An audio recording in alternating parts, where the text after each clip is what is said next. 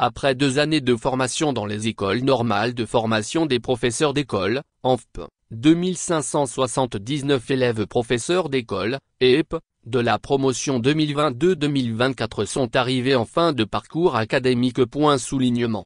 Ainsi, ce samedi 5 octobre 2024, des cérémonies de clôture de formation, riches en émotions et en réflexions, se sont tenues simultanément dans les écoles normales de formation des élèves professeurs d'école, ENFP, de Notsé, Tablibo, Adeta, Sotoubois, Mango et Dapahan. À l'ENFP de Notsé, le Dr Piyabalona Abed, directeur de cabinet du ministère des enseignements primaires et secondaires, représentant le ministre Dodzi Komla Kokoroko, a présidé la cérémonie de clôture qui a rassemblé enseignants, élèves, professeurs, responsables pédagogiques et représentants des autorités locales.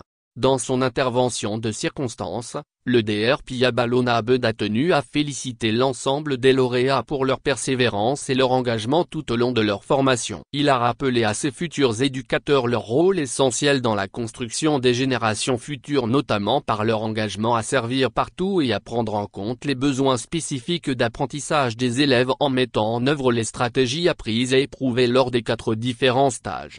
L'un des moments forts de la cérémonie a été la présentation des résultats des élèves professeurs par le directeur adjoint chargé des études, DAS, qui a dressé un bilan des performances académiques de la promotion 2022-2024. En outre, la conférence de clôture, présentée par le directeur des ressources humaines du MEPS, M.